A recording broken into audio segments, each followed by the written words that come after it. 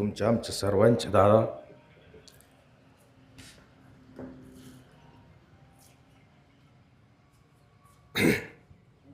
आदरणीय दादांना भावपूर्ण श्रद्धांजली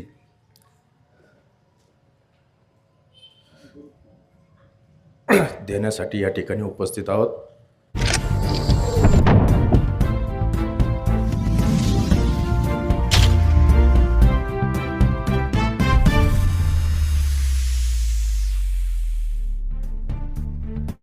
ज्याला आपण परखड, स्पष्ट परंतु तितकेच संवेदनशील असं नेतृत्व आपल्यातून गेलं आणि आपल्या परिसराशी जर जोडायचं झालं तर दादांचं जन्मगाव हे देवळाली, त्यांचं आजोळ देवळालीला होतं। अशा दादांनी अचानक तुम्हाला आम्हाला सोडून गेले, त्यांच्या जाण्यानं सर्वांना दुःख झालं। आणि जे दादा लहानपणापासून तर आज तागायत अखेरच्या क्षणापर्यंत अजित म्हणून राहिले, त्यांना मात्र मृत्यूपुढे पराजित व्हावं लागलं, याचं दुःख सर्वांना झालं आहे। आपण सर्वजण त्यांना दुःख व्यक्त करण्यासाठी, शोक व्यक्त करण्यासाठी या ठिकाणी जमलेला आहात।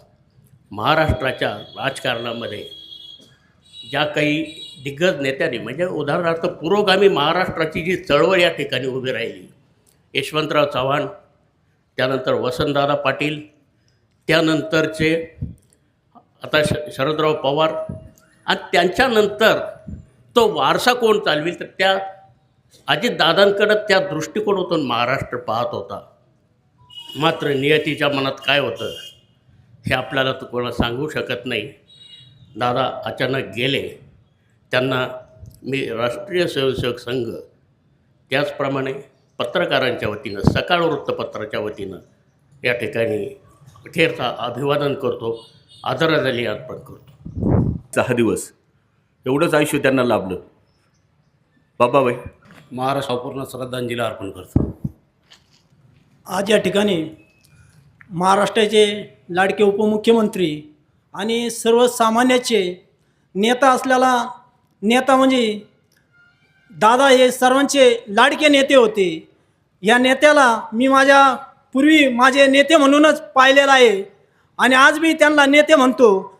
आज मी माझ्या बुरुड्या कुटुंबाच्या वतीनं व सत्यशोधक लवजी क्रांती सेना राज्य प्रवक्ता या नात्यानं त्यांना भावपूर्ण श्रद्धांजली अर्पण करतो, थांबतो। आपल्या महाराष्ट्र राज्याचे उपमुख्यमंत्री नामदार श्री अजितदादा पवार जे आपल्या महाराष्ट्रामध्ये यापूर्वी असे खंबीर नेतृत्व आणि याच्या मागही कधी असे खंबीर नेतृत्व आणि धमक असलेले नेते व स्पष्ट व्यक्ता मी आजही राजकारणात कधी आजपर्यंत बघितल्या गेली 35-40 वर्षापासून पाहतो मी की दादांची जी बोलण्याची छबी आणि त्यांचं कर्तृत्व, त्यांच्या कामाची पद्धत आणि आपल्या ज्यावेळेस कॉलर गावामध्ये त्यांनी ग्रामपंचायतीच्या वेळेस उद्घाटनात आलेले होते त्यावेळेस त्यांच्याबरोबर सन्माननीय आपले सुरेंद्र भाऊ खर्डे पाटील सरपंच यांच्याबरोबर मी त्यांच्या संपर्कात आलो होतो। त्यावेळेस त्यांची बोलण्याची व सर्व समाजाच्या शेतकरी, कामकरी, कष्टकरी व सर्व सामाजिक सर्वांना बरोबर घेऊन जाणारे असे आपले नामदार अजितदादा पवार यांना मी भीमशक्ती तरुण मित्र मंडळ व तसेच लोखंडे कुटुंबियाच्या वतीने श्रद्धांजली अर्पण करतो व थांबतो। दुःखद अशा जड अंतकरणाने या ठिकाणी आपल्या महाराष्ट्र राज्याचे लोकप्रिय उपमुख्यमंत्री आदरणीय नामदार श्री अजितदादा पवार साहेब यांच्या अकाली निधनाने जे महाराष्ट्रावर शोककळा पसरली आहे, या अशा एक कर्तृत्ववान, एक डायनामिक लिडरशिप लाभलेल्या नेत्याला आपला महाराष्ट्र मुकलेला आहे। मित्रांनो, खूप सारे नेतृत्व गुण संपन्न असलेलं व्यक्तिमत्व, यथावकाश त्यांचा आणि माझा क्वचितच अगदी 2 वेळेस संपर्क आला। त्याचं कारण असं की माझी मावस भगिनी जी का त्यांच्या माध्यमातून पुण्यामध्ये महाराष्ट्र राज्याचं महिला आयोगाच्या प्रदेशाचं सरचिटणीस म्हणून काम करते, त्यांची माझी मुंबई आणि पुणे या ठिकाणी त्यांच्या घरी निवासस्थानी भेट झाली, पण त्यांच्यामध्ये जी आत्मीयता होती, सर्व समाज घटकांना मान्यता देण्याची, सर्व समाज घटकांची विचारणा करण्याची आणि कोल्हारमधील जे एक वेगळं नातं त्यांनी जे निर्माण केलं होतं, जीवाभावाचं नातं निर्माण केलं होतं, ते आजही आपल्याला त्यांच्या निधनानं चटका लावून जाणार आहे. म्हणून मी पवार कुटुंबियांच्या या दुःखामध्ये भगवंताला एक प्रार्थना करतो की त्यांना नियतीने दुःखाचा डोंगर जो कोसळला आहे त्यातून सावरण्याची सद्बुद्धी देवो आणि दादांची जे स्वप्न आहे ती पूर्ण करण्यासाठी सर्व पक्षीयांच्या वतीनं मी त्यांना भावपूर्ण आदरांजली व्यक्त करतो. मी अखिल भारतीय सुवर्णकार समाजाच्या वतीने देखील त्यांना भावपूर्ण श्रद्धांजली व्यक्त करतो. थांबतो. सुंदर अशा आयुष्याचा असा शेवट होणं ही दुर्दैवी घटना आपल्या महाराष्ट्रात घडलेली आहे. अशा दुर्दैवी घटनेला महाराष्ट्र सामोरं जात असताना या ठिकाणी महाराष्ट्राचे उपमुख्यमंत्री अजितदादा अनंतराव पवार हे काल 9च्या दरम्यान आपल्यातून गेलेले आहेत. ही दुर्दैवी घटना संपूर्ण महाराष्ट्राने पाहिल्यानंतर प्रत्येकाने स्टेटस ठेवलं होतं. दादा गेले, दादांचं दुःख प्रत्येकाला होतं. पण विशेषतः आपण तर ठेवले, तरुणांनी ठेवले, वयस्करांनी ठेवले, महिला भगिनींनी ठेवले होते, लहान लहान मुलांनी ठेवलं होतं. एवढे आपुलकीचं नातं ह्या दादांनी महाराष्ट्राशी जोडलं होतं. विरोधकांनाही आपलंसं करून घेण्याची ताकद ज्या नेत्यामध्ये असते तो नेताच राजकारणात यशस्वी होतो हे दादांनी दाखवून दिलं होतं. म्हणून विरोधकही त्यांना नतमस्तक होत. टीव्हीवर मागच्या वेळेस देहू आळंदी या ठिकाणी झालेल्या सभेमध्ये ज्यावेळेस पंतप्रधान मोदीजी आले होते आणि त्या ठिकाणी सगळ्यांची भाषणं झाली, पण दादा त्यावेळेस उपमुख्यमंत्री होते आणि भाजपने आयोजित केलेला कार्यक्रम होता. पण त्या ठिकाणी दादांना प्रोटोकॉल प्रमाणे बोलू द्यायला पाहिजे होतं. पण अचानक मोदीजी साहेबांचं नाव घेतलं आणि मोदीजी अचंबित झाले. अरे अजितदादा तुम बात नाही करोगे, तुम भाषण नाही करोगे. तर अजितदादांना नाही म्हटले तुम्ही बोलावं. म्हणजे एवढ्या मोठ्या व्यक्तिमत्वांनाही अजितदादांना त्या ठिकाणी ऐकण्याची संधी यावी अशी अपेक्षा होती. असं विरोधकांनाही आपलंसं करून घेण्याची ताकद ही अजितदादांमध्ये होते. सांगितलं जाते की कोल्हारमध्ये दादा ग्रामसदनाच्या निमित्ताने, ग्रामपंचायतच्या उद्घाटनाच्या निमित्ताने एकदा आलो. कैलासवासी अनंत विठूजी खर्डे पाटील त्यांचंही भाषण एक स्मरणात माझ्या राहिलेलं आजपर्यंत. एक वक्ता आपल्या गावात तसे ते होते अनंत पाटील, आणि त्यावेळेस अजितदादांसमोर त्यांचं भाषण मी ऐकलं होतं. असे दोनदा अजितदादा या ठिकाणी येऊन गेले होते. अजितदादा मागच्या वर्षी मास्टर केसरीसाठी या ठिकाणी नगर जिल्ह्यामध्ये अहिल्यानगरला आले होते. त्यावेळेस मी एक सेल्फी घेण्यासाठी दादांकडे गेलो. दादा मला एक फोटो घ्यायचा आहे. अरे वा या म्हणे. त्यावेळेस मी माझा परिचय सांगितला. मी कोलारचा, शंकर नानांच्या गावचा, आणि सुरेंद्र पाटील हे आमचे गावचे सरपंच. हा म्हणे सुरेंद्र पाटील चांगले मित्र आहेत आणि घराचं नातं आहे. असे नाती जपणार हे व्यक्तिमत्व आपल्याला देवळाली गाव हे जन्मगाव त्यांचं. आणि अशा व्यक्तिमत्वाला या ठिकाणी आपल्या सर्व समाज बांधवांच्या वतीने, सकल हिंदू बांधवांच्या वतीने, त्याचप्रमाणे शिवसेनेचा उपजिल्हा प्रमुख या नात्याने असे काही वक्ते आहेत की मी आता एक क्लिप पाहिली. काय म्हणे व धावपळ करण्यामध्ये जीवन व्यस्त करण्यापेक्षा काही निवडणुका ह्या कार्यकर्त्यांच्या जीवावर, तो गांजा राऊत म्हटला. वाईट वाटतं का असे काही लोक आहेत की माणूस गेल्यानंतरही त्याची मागे तिचकुल्या करण्याची सोडत नाहीत.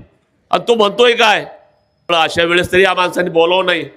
असा महाराष्ट्र, सदन महाराष्ट्र आणि सर्वांनी घेऊन चालणारा महाराष्ट्र दादांनी निर्माण केला होता. म्हणून मी आपल्या सर्वांच्या वतीने शिववंश दशनाम गोसावी समाज प्रदेश कार्याध्यक्ष या नात्याने, बाळासाहेबांची शिवसेना उपजिल्हा प्रमुख एकनाथजी शिंदे गट या नात्याने, त्याचप्रमाणे कुस्ती मल्ल विद्याचा तालुका अध्यक्ष या नात्याने, आणि आमच्या सर्व धर्मीय बांधवांच्या वतीने आमच्या दादांना माता भगवतीची चरणी, शिवशंभूची चरणी एक चांगली जागा लावू अशी प्रार्थना करतो. या ठिकाणी थांबतो. ओम नमो नारायण. महाराष्ट्र राज्याचे उपमुख्यमंत्री अजितदादा विमान दुर्घटनेतून आपल्याला सोडून गेले.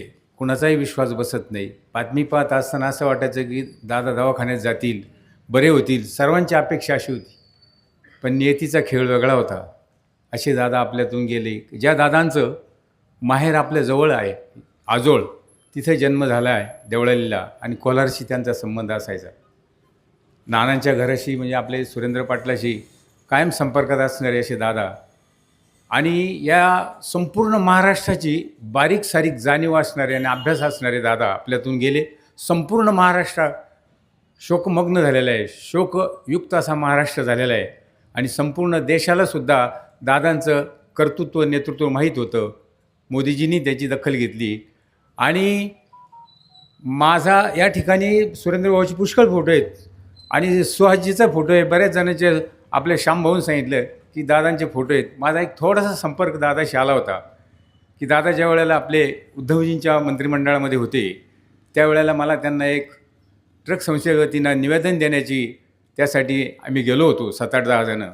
सकाळी दादांनी 10 वाजता 9-9:30ला आम्हाला अपॉइंटमेंट मिळाली होती. आम्ही त्यांच्या बंगल्यावर गेलो होतो. इतका स्पष्ट वक्ता आणि खऱ्याला खरं म्हणणारा, खोट्याला खोटं म्हणणारा माणूस मला त्या दिवशी दिसला. आणि तेव्हापासून माझ्या मनामध्ये अशी एक दादाविषयी वेगळीच आत्मीयता निर्माण झाली की हा माणूस खोट्याला कधीच साथ करीत नाही.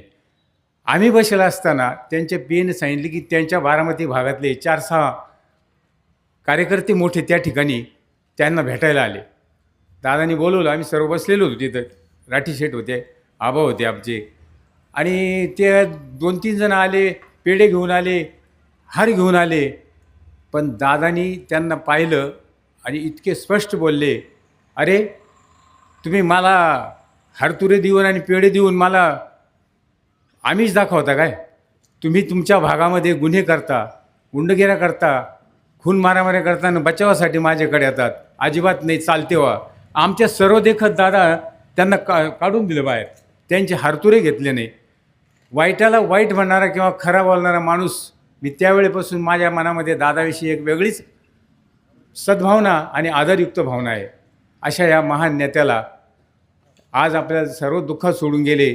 परमेश्वर त्यांना आणि त्यांच्या कुटुंबाला एक सावरण्याची शक्ती देवो. आणि या ठिकाणी मी आपल्या सर्वांच्या वतीने आणि भगवती देवालय ट्रस्टच्या वतीनं दादांना भावपूर्ण श्रद्धांजली अर्पण करतो. थांबतो. जय हिंद, जय महाराष्ट्र. आज आपण अतिशय शोकाकुल वातावरणामध्ये आपल्या सर्वांचे दादा यांना भावपूर्ण श्रद्धांजली अर्पण करण्यासाठी याकडे उभा आहोत. तसा आपल्या गावातील बऱ्याचशा व्यक्तींचा दादांशी जवळून संपर्क होता. आपल्या गावामधील वेगवेगळ्या विकास कामामध्येही दादांचा मोलाचा पाठिंबा होता. आपल्या वयोगटातील व्यक्तींना दादा जे आपण मीडियामध्ये राहतो त्यांना सर्वांना माहीत आहे. परंतु काल मी शिर्डी आणि परिसरामध्ये सकाळी 9 वाजता होतो आणि 2 घरामध्ये होतो. ती बातमी तिथली मुलं 5-7 आली ती चौकात, अहो तुम्ही बातम्या पाहिल्या का म्हणे, आणि इतकी मनामध्ये हपकलेली होती की अजितदादांचा फ्लाईट किंवा प्लेन क्रॅश झालं आहे आणि त्यामध्ये त्यांचा मृत्यू होईल अशा प्रकारची भावना छोट्या मुलांमध्ये सुद्धा रुचत नव्हती. आणि हेच पाहिल्यानंतर जाणीव झाली की दादांचं वास्तव्य किंवा दादांचं जे प्रेम आहे ते किती वयोगटापर्यंत किंवा कुणापर्यंत पोहोचलेलं आहे. तर अशा प्रकारचं एक महान नेतृत्व की ज्यांनी काल तसंच फिरत असताना आणखी एक गोष्ट जाणवली की ज्यावेळेस या लाडकी बहीण योजना सुरू झाली, दादांच्या माध्यमातून अर्थ खातं त्यांच्याकडेच होतं, परंतु सरकार बदलल्यानंतर ही मिळेल की नाही शंका होती. परंतु दादांनी अशा पद्धतीचं नियोजन केलं की कधीही कोणालाही त्या लाडक्या बहिणीचे पैसे मिळायलाही कधीही अडचण आलेली नाही आहे. तर अशा दादांनी जे सामान्यामध्ये आणि विशेष करून कोणत्याही जाती धर्माला वर्गाला त्यांनी पूर्ण सहकार्य केलं. कुणावरही कधी कुठल्याही प्रकारची टीका ही त्यांच्या संपूर्ण आयुष्यात नव्हती. बारामतीमध्ये ज्यावेळेस माझा फिरण्याचा योग आला त्यावेळेस शरदचंद्रजी पवार साहेबांचं म्युझियम मी पाहिलं, परंतु बारामध्ये झालेला विकास ज्यावेळेस पाहिला आणि त्या ठिकाणी त्यांचे बरेचसे मित्र हे आमच्या समाजात होते, ते म्हणे सर्व विकास जो आहे हा दादांच्या माध्यमातून झालेला आहे. आणि दादांनाही त्या ठिकाणी मानणारी पूर्ण बारामती आज आपण पाहतोय शोकाकुल आहे. तर या ठिकाणी कोलार व्यापारी असोसिएशन, पतसंस्था, जैन श्रावक संघ, भारतीय जैन संघटना व माझ्या कुटुंबियाच्या वतीनं मी त्यांना भावपूर्ण आदरांजली अर्पण करतो. आज या ठिकाणी आपण सर्वजण दुःखद अंतकरणाने महाराष्ट्र राज्याचे उपमुख्यमंत्री माननीय अजितदादा पवारसाहेब यांच्या जाण्याने जे शोक पसरलेला आहे पूर्ण महाराष्ट्रभर, त्यासाठी याच ठिकाणी आपण जमलेलो आहोत. एक कालचीच घटना आहे. अमोलजी सावंत होते, राहता वकील संघामध्ये भेट देण्यासाठी आले होते. अमोल सावंत हे महाराष्ट्र राज्याचे वकील संघाचे अध्यक्ष. तर त्यांनी एक निवेदन घेऊन वकिलांच्या वतीने ते ज्यावेळेस अजितदादांना भेटण्यासाठी गेले, त्यावेळेस अजितदादांनी त्यांना एकच प्रश्न विचारला की सदरच्या निवेदनामध्ये ग्रामीण भागातल्या वकिलांच्या समस्या घेऊन तुम्ही आलेले आहात का? जर त्या समस्या घेऊन आलेल्या असेल तरच ते निवेदन मला द्या, कारण की ग्रामीण भागातल्या वकिलांच्या समस्या वेगळ्या आहेत आणि शहरी भागातल्या वकिलांच्या समस्या वेगळ्या आहेत. असंच ग्रामीण भागाशी ना जोडलेलं एक नेतृत्व या महाराष्ट्रातून हरपलेलं आहे. माननीय अजितदादांना माझ्या वतीने, तसेच राहता बार असोसिएशन व राहुरी बार असोसिएशनच्या वतीने मी भावपूर्ण श्रद्धांजली वाहतो. मान्यवर, ज्यासाठी आज आपण जमलोय, अशा आपल्या सर्वांचेच लाडके नेते, महाराष्ट्र राज्याचे उपमुख्यमंत्री माननीय अजितदादा पवारसाहेब यांचं काल बारामती येथे विमान अपघातात निधन झालं आहे. मान्यवरांनी दादाबद्दल किंवा दादाबद्दल सांगण्याची काही गरज नाही आहे, कारण दादांचं व्यक्तिमत्वच एवढं मोठं होतं. आज सोशल मीडिया सर्वच वापरतात. ज्यांच्या मोबाईल असेल त्यांच्या काल टेटसला प्रत्येकाच्या, कोणत्या जाती धर्माचा माणूस असो, त्याच्या प्रत्येकाच्या टेटसला दादांचा आज बी फोटो आहे. त्याच्यामुळं दादांचं व्यक्तित्व काय होतं महाराष्ट्राला आणि भारताला सांगण्याची गरज नाही असं वाटतंय. म्हणून आपला माणूस कोण असतो हे काल दादा गेल्यानंतर कळालं आहे पूर्ण महाराष्ट्राला. दादाच्या जाण्याने सर्व महाराष्ट्राचं जे नुकसान झालं आहे ते भरून न येण्याचं आहे. आपल्या कोलार ग्रामपंचायतच्या वतीने, पद्मश्री डॉक्टर विठ्ठलराव विखे पाटील कारखान्याच्या वतीने मी दादांना भावपूर्ण श्रद्धांजली अर्पण करतो.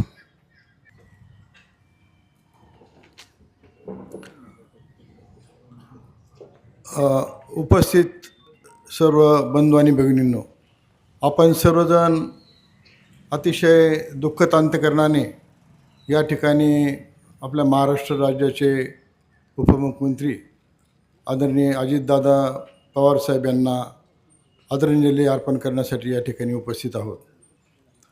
आपण सर्वांना ज्ञात आहेच की काल सकाळी 8:46 बारामती येथे विमान कोसळून आदरणीय दादांचा त्यामध्ये मृत्यू झालेला आहे. त्यांच्याबरोबरच विमानाचे 2 पायलट कपूर आणि को पायलट पाठक, त्याचप्रमाणे फ्लाईट अटेंडंट रिंकू माळी आणि त्यांचे अंगरक्षक जाधव यांचाही त्या ठिकाणी मृत्यू झालेला आहे. ही दुःखद घटना वाऱ्याप्रमाणे महाराष्ट्रात नव्हे तर संपूर्ण देशभर पसरली आणि संपूर्ण महाराष्ट्र आणि देश पण म्हणेन दुःखाच्या सागरामध्ये त्यावेळेस बुडून गेलेला होता. अजितदादांचा माझा तसा व्यक्तिशः फारसा संबंध आलेला नव्हता, परंतु असंख्य कार्यकर्त्यांच्या बोलण्यातनं किंवा त्यांच्याशी चर्चा करत असताना अजितदादांचे व्यक्तिमत्वाचे विविध पैलू त्या ठिकाणी मला कळलेले होते. आपल्या जवळजवळ 40 वर्षाच्या राजकीय कारकिर्दीमध्ये मला वाटतं की असं एकही खातं नसेल की त्या ठिकाणी दादांनी मंत्रिपद भूषवलं आहे. अनेक वेळा ते उपमुख्यमंत्रीसुद्धा राहिलेले आहेत. स्वभावाने अतिशय कणखर, स्पष्ट वक्ता, कोणाशी भीडभाड न ठेवणारा वक्ता, हे एक बाजूने, आणि दुसऱ्या बाजूने अतिशय मायाळू, दयाळू, सेन्सिटिव्ह असं व्यक्तिमत्व होतं. अजितदादांचं कुटुंबावरती सुद्धा फार प्रेम होतं. त्यांना फॅमिली मॅन म्हणायचे. आपणा सर्वांना माहीत आहेच की वेळेचे किती ते भान ठेवायचे, वेळेचं किती मान ठेवायचे, हे आपल्या सर्वांना माहीत आहे. परंतु असा हा महान नेता गेल्याने निश्चितपणे आपला महाराष्ट्र पोरका झालेला आहे. हा वेळेचं भान ठेवणारा नेता आपल्यातनं वेळ आधीच निघून गेलेला आहे, याची सर्वांना या ठिकाणी हळहळ वाटते आणि म्हणूनच संपूर्ण महाराष्ट्र शोकाकुल या ठिकाणी झालेला आहे. महाराष्ट्राच्या राजकीय दादाचं जाण्याने संपूर्ण बारामती नव्हे तर संपूर्ण महाराष्ट्रावरती देशावरती शोककळा पसरलेली आहे आणि यातनं सावरण्याची शक्ती परमेश्वर आपणा सर्वांना देव असे परमेश्वराची प्रार्थना करतो. आणि व्यक्तिशः माझ्या वतीनं आपणा सर्वांच्या वतीनं प्रवर बँकेच्या वतीनं प्रवर उद्योग समूहाच्या वतीनं आदरणीय दादांना या ठिकाणी आदरांजली व्यक्त करतो आणि थांबतो. आज आपण सर्वजण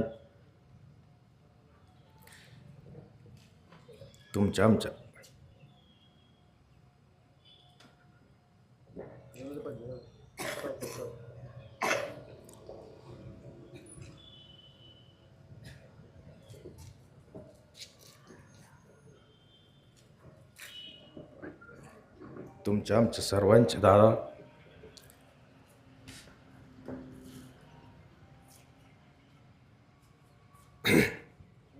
आदरणीय दादांना भावपूर्ण श्रद्धांजली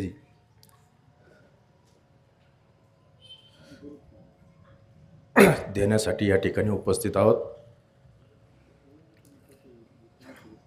काल सकाळी टी व्ही पाहत असताना टी व्हीवरती अचानक बातमी आली की दादांच्या विमानाला अपघात झाला. मी देवपूजा करत होतो आणि कानावरती टी व्हीचा आवाज पडला. पटकन देवपूजा आटपून मी टी व्ही बघत बसलो. एक 10-15 मिनिटांनी कन्फर्मेशन झालं की त्या अपघातामध्ये दादांचा मृत्यू झाला म्हणून. आपल्या घरातला एखादा माणूस गेल्यानंतर जो धक्का आपल्याला बसतो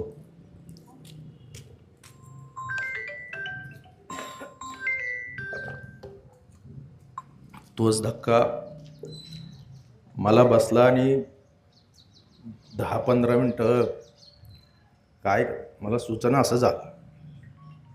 माझी पत्नी त्यावेळी माझ्याबरोबर होती. माझ्या डोळ्यातून अश्रू सुरू झाले. माझी पत्नीसुद्धा रडायला लागली. हे सांगण्याचं कारण असं की 2005 साली मी राजकारणामध्ये प्रवेश केला ग्रामपंचायतच्या माध्यमातून आणि राष्ट्रवादी काँग्रेस पक्षाचा कार्यकर्ता म्हणून मी काम करायला लागलो. तेव्हापासून माझा आणि दादांचा संपर्क आला. 2005 मध्ये सरपंच झाल्यानंतर दादा राज्याचे उपमुख्यमंत्री होते. काँग्रेस शासित सरकार होतं. परंतु जेव्हा मी दादांच्या संपर्कात आलो आणि मुंबईला किंवा इतरत्र दादांना भेटल्यानंतर मी पाहिलं किंवा मंत्रालयामध्ये जेव्हा काही कामं घेऊन ग्रामपंचायतच्या असतील किंवा कुठल्या कार्यकर्त्यांच्या असतील त्या संदर्भात दादांची भेट घेतली. मी तिथं पाहिलं की मंत्रालयामध्ये खरा दादा फक्त अजितदादाच आहे. भरपूर मंत्री मी जवळून पाहिले त्या कार्यकाळामध्ये. वेगवेगळ्या विभागाचे प्रमुख मंत्री पाहिले, कॅबिनेट पाहिले, राज्यमंत्री पाहिले. परंतु दादांचा जो दरारा होता मंत्रिमंडळामध्ये असेल किंवा मुंबईत महाराष्ट्रात असेल तो वेगळाच होता. आणि मी इतका प्रभावित दादांच्या व्यक्तिमत्वाने झालो. कुठलंही काम घेऊन गेल्यानंतर तिथं प्रचंड गर्दी असायची दादांकडे, प्रचंड गर्दी. जे आपण पेपरला टी व्हीवर आता किंवा सोशल मीडियावर बघतो की दादा शिस्तप्रिय माणूस होता आणि वस्तुस्थिती तशीच होती. देवगिरी बंगल्यावरती गेल्यानंतर वेटिंग रूम जी असायची की आलेल्या पाहुण्यांना बसण्याची व्यवस्था, त्या ठिकाणी माझ्याबरोबर BK खर्डे असायचे, संजू पाटील खर्डे, आम्ही 5-6 जण जायचो. त्यांनीसुद्धा अनुभवलं की पेपर वाचल्यानंतर आलेला किती मोठा पुढारी असो, आमदार असो किंवा मंत्री दर्जाचा असो, पेपर उचललं की तो वाचून झाल्यावर स्वतःहून घडी घालून ठेवणार. चप्पल दादांच्या ज्या पायऱ्या होत्या, तर चप्पल कधी पायरीच्या वरती कोणत्याही कार्यकर्त्याची चप्पल दिसली नाही, खाली असायची. तर मी नवीन नवीन जायचो, म्हटलं काय प्रकारे हो हे. तर तिथं मी जी माहिती घेतली, सांगितलं की दादा शिस्तीचे माणूस आहे, स्वच्छताप्रिय माणूस आहे. त्यामुळं जे वळण त्यांनी कार्यकर्त्यांना लावलं त्याचा फॉलोअप प्रत्येक कार्यकर्ता घ्यायचा. मी बघायचो की आमदार खासदारसारखे जरी भेटायला आलेले असले, पेपर वाचून झाले की स्वतःहून घडी घालून टिपॉयवरती पेपर ठेवणार. आणि इतकं शिस्तबद्ध काम दादांचं असायचं. आम्ही ज्या ज्या वेळी गेलो, काही कामं होण्यासारखे असतील, काही न होण्यासारखे असतील, आमच्या समक्ष महाराष्ट्रभरातून तिथं लोक आलेले असायचे. दादांकडे अर्ज केला, दादांनी बघितलं की समजा मी गेलेलो आहे घेऊन एखादं काम, तर सुरेंद्र हे काम तुझं होईल. पुढच्या चक्करला जावं लागत नव्हती, लगेच फोन उचलणार. संबंधित विभागाचे कोण अधिकारी असतील, कलेक्टर असतील, CO असतील, त्या विभागाचा अधिकारी असेल, त्याला तातडीने लगेच फोन करणार आपल्यासमोर आणि हे काम झालं पाहिजे अशा सूचना द्यायची. जनरली आपण बघतो की आपण एखाद्या नेत्याकडे, मंत्र्याकडे गेलो काम घेऊन की ते आपला अर्ज ठेवून घेणार, PA देणार, मग ते सांगणार हा ठीक आहे बघतो, करायला लावतो. महिन्याने परत आपण त्याच कामासाठी वारंवार त्या नेत्याकडं आपल्याला चक्रा माराव्या लागतात. ही जनरल एक महाराष्ट्रामध्ये सगळ्या नेत्यांची पद्धत आहे कामाची. पण दादा मात्र त्याला अपवाद होते. कुठलंही काम कोणी सर्वसामान्य गरीबातला गरीब माणूस जाऊ द्या, एका चक्रामध्ये त्याचं काम करणार म्हणजे करणार आणि त्याला सांगणार परत चक्कर मारायची गरज नाही. हे मी कित्येकदा अनुभवलं. कारण त्या काळामध्ये मी 15 दिवसाला किमान एकदा तरी अजितदादांची भेट घ्यायचो. जे काम होणार नाही ते पण दादाने खडसावून तिथंच तोंडावर सांगून टाकणार, बाबा हे काम होण्यासारखं नाही, होणार नाही. उगच त्यांनी लोकांना झुलवत ठेवलं नाही, खोटे आश्वासनं त्यांनी दिले नाही. थोडासा रागीट तामसी स्वभाव दादांचा होता, पण परखड आणि खरं बोलणारा नेता जर मी पाहिला असेल या महाराष्ट्राच्या राजकारणामध्ये तर ते फक्त अजितदादा पवार होते. माझ्या समक्ष काही जिल्हा परिषद अध्यक्ष आले असतील, आमदार, राज्यमंत्री, मंत्री आले असेल, त्यांना जी वागणूक आहे, जी सर्वसामान्य माणसाला जी वागणूक, तीच त्या लोकांना. म्हणजे त्यांच्याकडे भेदभावसुद्धा नव्हता. कुठल्या जाती धर्माचा, किती गरीब परिस्थितीतला माणूस येऊ, होणारं काम असेल तर ते दादा करणारच, न होणारं काम असेल तर दादा सांगणार हे काम होणार नाही. हेलपटे मारायला लावत नव्हते. आणि मी सांगितलं तसं की ऑन दी स्पॉट निर्णय, थांबा, वेट अँड वॉच करायची गरज नाही. इतकं दादांचं काम चांगलं होतं आणि त्याचे अनुभव मी अनेकदा घेतले. माझ्यापुरतं बोलायचं झालं तर आपलं कोलार भगवतीपूर देवालय ट्रस्ट हे स्थापन झालेलं होतं. नाना देवालय ट्रस्टचे अध्यक्ष होते. मी कोलार बुद्रुकला सरपंच म्हणून काम करत होतो. तीर्थक्षेत्र विकास आराखड्यामध्ये आपलं कोलार भगवतीपूर देवालय ट्रस्टचा समावेश व्हावा म्हणून आपण प्रस्ताव जिल्हाधिकाऱ्यांकडे, COंकडे दिलेले होते. परंतु काही कारणास्तव आपला तीर्थक्षेत्र विकास आराखड्यामध्ये समावेश होत नव्हता. असेच मग आम्ही मुंबईला अजितदादांकडे गेलो. दादांना सांगितलं की दादा आमचं एवढं मोठं देवस्थान आहे कोलार भगवतीपूर देवालय ट्रस्ट, तर याचं हे जिल्ह्यातलं एक मोठं देवस्थान आहे, परंतु आमचा अद्याप तीर्थक्षेत्रामध्ये समावेश झालेला नाही, त्यामुळं आम्हाला निधी मिळत नाही आहे. दादांनी तात्काळ त्यावेळेस मला वाटतं CO कोण त्यांना फोन केला आणि त्यांना सांगितलं की कोलार भगवतीपूरचा देवालय ट्रस्टचा समावेश तीर्थक्षेत्र विकास आराखड्यामध्ये झाला पाहिजे. तर त्यांनी पण सांगितलं की दादा आता मीटिंग होऊन गेलेली आहे, पुढच्या मीटिंगमध्ये ठेवतो. दादाने सांगितलं की मागच्या मीटिंगच्या प्रोसिडिंगला मंजुरी दाखवा आणि मी सांगतोय ते लगेच मंजूर झालं पाहिजे. मला आठवतं की मी त्यावेळेस मला वाटतं मुंबईवरून सुहास वैद्य, संजय कोळशे यांना फोन केले होते की तीर्थक्षेत्र विकास आराखड्यामध्ये आपल्या कोलार भगवतीपूर देवालय ट्रस्टचा समावेश झाला. इतकं पटकन एका दिवसात, एका तासामध्ये दादांनी आपला तो एक प्रश्न मार्गी लावला. ग्रामसदन, ग्रामपंचायतची बिल्डिंग आपण जी पाहत आहेत ते कामसुद्धा दादांच्या आशीर्वादाने, दादांच्या सहकार्यानं, दादांच्या पाठपुराव्यानं आम्हाला पूर्ण करता आलं. म्हणून माझा आग्रह होता की दादा तुम्ही या आमच्या वास्तूच्या उद्घाटनासाठी तुम्ही या ठिकाणी आलं पाहिजे, तुमच्या शुभ हस्ते आम्हाला हे करायचं आहे. आणि दादांनी तत्काळ सांगितलं की हो मी येणार. शब्द दिल्याप्रमाणे दादा इथं आले, कार्यकर्त्यांना भेटले, त्यानंतर माझ्या घरी आले. म्हणजे मी हे का सांगतोय की कोलारसाठी दादांचं तुमच्या सगळ्यांना या गोष्टी माहीत नसणार आहे, पण दादांचं योगदान आपल्या कोलार भगवतीपूरच्या विकासामध्ये सुद्धा खूप मोठं आहे. 2005 साली आपली जी पाणी योजना आहे, पाणी पुरवठा योजना, ती बंद होती. अर्धवट काम तिचं झालं होतं आणि ती बंद पडलेली होती. त्या संदर्भात सुद्धा दादांकडे आम्ही निवेदन दिलं की दादा हे काम आमचं सुरू होणं गरजेचं आहे. तत्काळ दादांनी संबंधित विभागाला आदेश केले की जी कोलारची पाणी योजना आत्ता रखडलेली आहे, बंद पडलेली आहे, ती पुन्हा सुरू करण्यात यावी आणि त्याप्रमाणे कारवाई सुरू झाली. निधी उपलब्ध करून दिला गेला आणि आत्ता जी आपली पाणी आपण ज्या नळाने येतं ती पाणी पुरवठा योजना त्यावेळेस दादांनी सुरू करून दिली. इतकं दादांचं व्यक्तिमत्व, त्यांचा इतका प्रभाव माझ्यावरती, माझ्या कुटुंबावरती होता. मी अनेकदा म्हणजे कित्येकदा दादांना भेटलो आणि जेव्हा काम घेऊन गेलो, आपल्या गावचं असेल, मग कॉन्क्रिटीकरणासाठी निधी आणणं असेल किंवा इतर कार्यकर्त्यांच्या कामासाठी गेलो असं, दादा मला कधीही नाही म्हटले नाही. इतका जीव दादांनी माझ्यावरती दादांचा होता.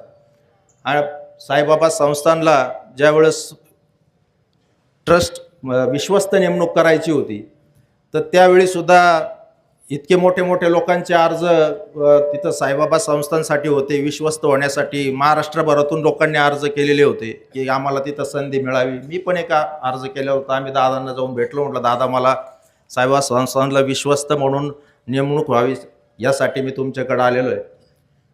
त्यावेळेस राजकारणही आपल्याकडं खूप टोकाचं चालू होतं. माझ्या नावाला काही ठिकाणी विरोध झाला. आमच्या पक्षांतर्गत पण काही लोकांनी माझ्या नावाला विरोध केला. व आत्ता हा राजकारणात आला, याला कसं लगेच तुम्ही संधी देता वगैरे. दादांनी सांगितलं त्या यादीतले जे कुठले नाव तुम्हाला बदलायचे असतील, कमी करायचे असतील ते करा, पण माझ्या कोट्यातून जे नाव राहील ते सुरेंद्र खर्डेचं नाव राहील. हे नाव माझं फिक्स आहे. आणि हे आमचे प्रदेशाध्यक्ष मधुकरराव पिचड साहेब हे त्यावेळेस राष्ट्रवादीचे प्रदेशाध्यक्ष होते आणि पिचड साहेबांचा माझं सुद्धा खूप चांगला संबंध होता. पिचड साहेबांनी सांगितलं बाबा सुरेंद्र तुझं नाव या यादीतून कोणी काढू शकणार नाही, कारण दादांनी सांगितलं का माझ्या कोट्यातले जे नाव आहे त्यामधून सुरेंद्र खर्डेचं नाव राहील. मलाही तिथं माझी नेमणूक साईबाबा संस्थानला विश्वस्त म्हणून दादांच्या आशीर्वादाने झाली होती. भविष्यातही ते मला चांगली संधी देण्याचा त्यांचा नेहमी विचार असायचा की सुरेंद्र तू काम करतो, चांगलं काम करतोय, तुला निश्चित चांगल्या संधी मिळतील. इतके जवळचे संबंध दादांचे माझे होते. आपल्याकडे ज्यावेळेस कोलारला दादा आले, त्यांचं एक सहकारी आपल्या भागातला पाथऱ्याचे सूर्यभान शिंदे, अतिशय सर्वसामान्य, अतिशय पत्र्याचं साधं घर, 2-3 खोल्याचं, अशा ह्याच्यातला दादांचा तो कार्यकर्ता. पण दादांच्या म्हणजे पहिल्या आमदारकीपासूनचे मित्र बरोबर असलेले सूर्यभान शिंदे, आणि सूर्यभान शिंदेंच्या माध्यमातून माझे आणि दादांचा परिचय झाला होता. माझ्याबरोबरची पहिली व्यक्ती मुंबईला दादांकडे मला घेऊन गेली तर ते सूर्यभान शिंदे होते. त्यावेळेस सूर्यभान शिंदेंचं निधन झालेलं होतं. दादांनी इथं आल्यानंतर मला सांगितले की बाबा सूर्यभान कुठं राहतो. म्हटलं दादा पाथऱ्याला राहतात, इथून साधारणतः 5-7 किलोमीटर त्यांची वस्ती आणि मला तिथं जायचंच आहे. तर दादा आणि ते सगळे बिके खर्डे त्यांना तिथं सूर्यभान शिंदेंच्या वस्तीवरती घेऊन गेले. त्यावेळी वस्तीवर जाणारा रस्ता अतिशय खराब होता. तिथं PWDच्या लोकांना सूर्यभान शिंदेंच्या वस्तीवर गेल्यानंतर सार्वजनिक बांधकाम विभागाच्या लोकांना दादाने बोलून घेतलं आणि सूचना केल्या की तातडीने मला हा सूर्यभानच्या वस्तीकडे जाणारा रस्ता डांबरीकरण झालेला, दुरुस्त झालेला दिसला पाहिजे. आणि त्याप्रमाणे कारवाई झाली आणि तो रस्ता डांबरीकरण झाला. म्हणजे इतकं कार्यकर्त्याला बळ देणारा नेता, कार्यकर्त्याची पाठराखण करणारा नेता, कार्यकर्त्याची काळजी घेणारा नेता मी अजून तरी या महाराष्ट्रामध्ये पाहिलेलं नाही. सर्वसामान्य कार्यकर्त्याला बळ कसं द्यावं, त्याला ताकद कशी द्यावी, त्याला मोठं कसं करावं हे शिकायचं असेल तर निश्चित अजितदादांकडून शिकलं पाहिजे. कामाच्या बाबतीत तर त्यांना महाराष्ट्रात तोड नाही. राजकारणापुरतं, निवडणुकीपुरतं दादांनी नेहमी केलं आणि एकदा निवडणुका संपल्या मग कुठल्याही पक्षाचा माणूस त्यांच्याकडे काम घेऊन जावं, त्याचं रास्त काम असेल तर त्याला विरोधक म्हणून त्यांनी त्याच्याकडे पाहिलं नाही, तर त्याचं काम कसं करता येईल आपल्याला त्या दृष्टिकोनातून दादांनी काम केलं. त्यांच्या तुम्ही व्हिडिओ पाहिले असेल की ते भाषणातून सुद्धा सांगायचे निवडणुका संपल्या की राजकारण संपलं आणि मग महाराष्ट्राचं उपमुख्यमंत्री म्हणून मी काम करतो. त्यावेळेस कुठल्याही पक्षाचा माणूस माझ्याकडे काम घेऊन आला तर निश्चित मी ते काम करतो. तुम्ही आता मुलाखती पाहिल्या असेल की एकमेव लोकप्रिय मंत्री जर म्हणाल तर अजितदादा. सर्व पक्षीय आमदारांमध्ये दादांचं एक वेगळं, दादांबद्दल एक वेगळी आपुलकी, एक वेगळा आदर नेहमी राहिलेला आहे. मग ते राज्याचे मुख्यमंत्री असतील, उपमुख्यमंत्री शिंदेसाहेब असतील, फडणवीस साहेब असतील किंवा इतरही पक्षाचे जे आमदार असतील, खासदार असतील, मंत्री असतील, तुमचा जर कोणाशी संपर्क आला तर तुम्ही निश्चित विचारा अजितदादांबद्दल. सगळेच त्यांच्या दादांबद्दल चांगलंच बोलणार, कारण दादांनी सगळ्यांना नेहमी समान न्याय दिला. चांगलं काम दादांनी सगळ्यांसाठी करण्याचा प्रयत्न केला. असं एक वेगळं व्यक्तिमत्व दादांचं होतं. खऱ्या अर्थाने राजकारणातलं दादा म्हटलं तर वावगं ठरणार नाही. पवार कुटुंबाचा आणि आपल्या प्रवरा परिसराचा खूप जुनं नातं आहे. स्वर्गीय आप्पासाहेब पवार जे आपल्या प्रवरा कारखान्याला MD म्हणून त्यांनी अनेक वर्ष काम केलं. आदरणीय शरदचंद्रजी पवार साहेब प्रवरनगरला राहायला होते आणि शिकायला MG महाविद्यालय रयतचं जे आहे तिथं त्यांनी 2-2.5 वर्ष शिक्षण घेतलं. म्हणजे या पवार कुटुंबाचं आणि आपल्या परिसराचं खूप पूर्वीचं नातं आहे आणि तेच नातं जपण्याचं काम अजितदादांनी सुद्धा त्यांच्या आयुष्यामध्ये केलं. त्यांचा आजोळ देवळली प्रवरा आपल्यापासून जवळ आहे. कदम त्यांचे मामा आहेत आणि त्यामुळं आपल्या परिसरावर दादांचं विशेष प्रेम होतं. आदरणीय रावसाहेब पाटील मस्के असतील, रवींद्र पाटील देवकर असतील, या सगळ्यांशी सुद्धा दादांचे खूप जिव्हाळ्याचे आणि प्रेमाचे संबंध होते. भगवती देवी मंदिराला त्यांनी भेट दिलेली आहे. निवडणुकीच्या दरम्यान आपल्या भागात दादांनी प्रचार केला, प्रचारानिमित्त आले.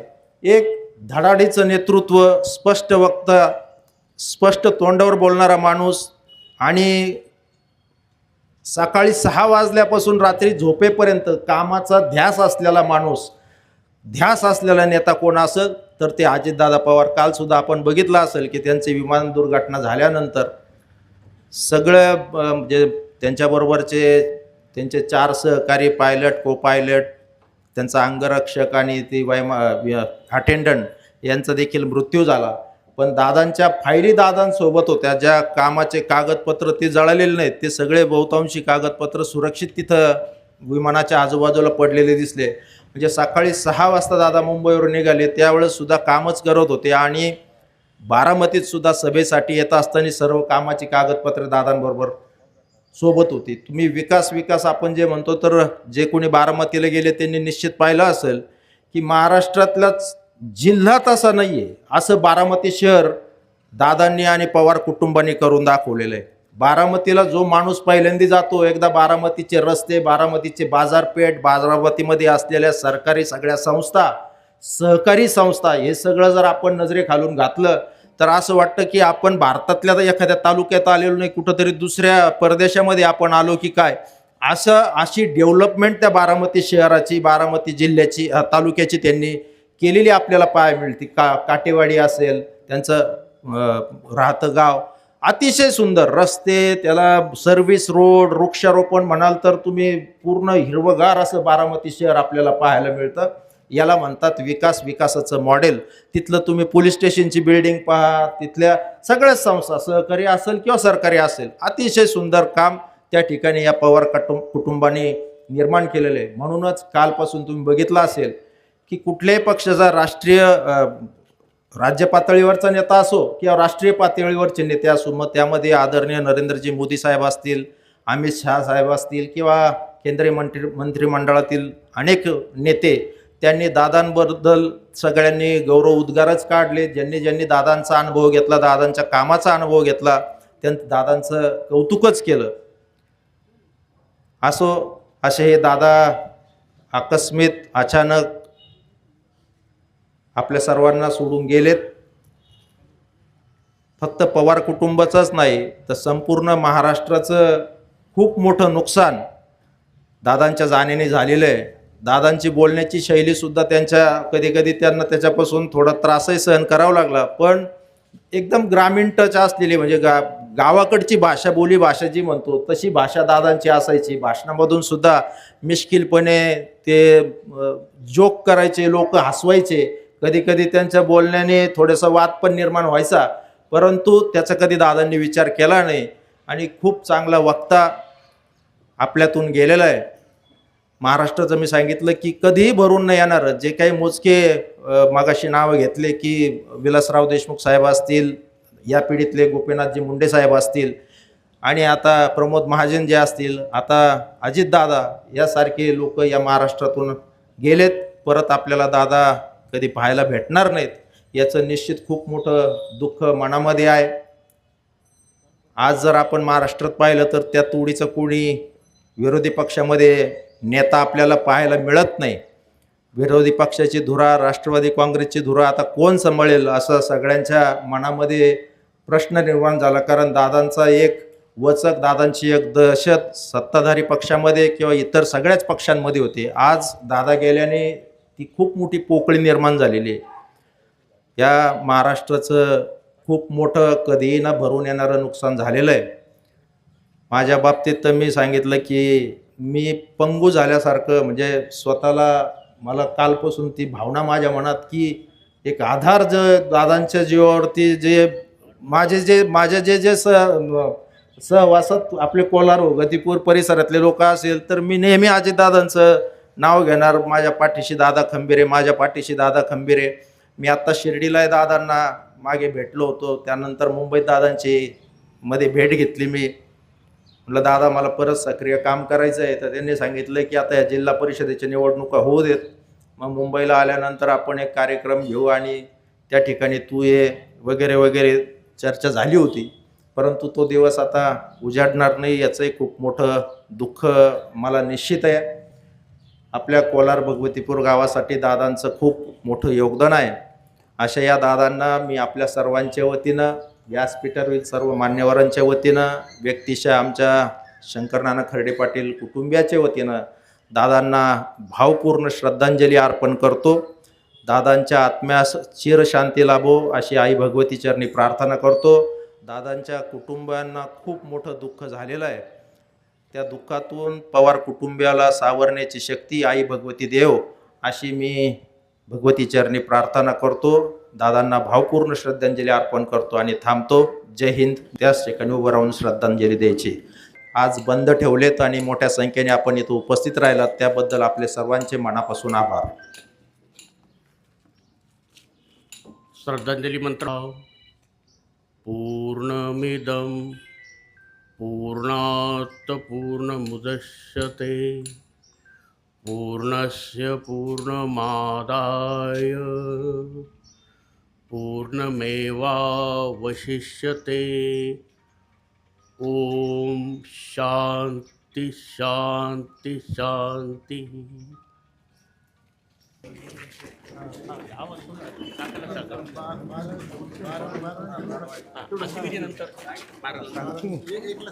महाराष्ट्रातील ताज्या घडामोडी जाणून घेण्यासाठी प्रवरा नगरी वार्ता या चॅनलला सबस्क्राईब करा, लाईक करा आणि बेल आयकॉन क्लिक करा.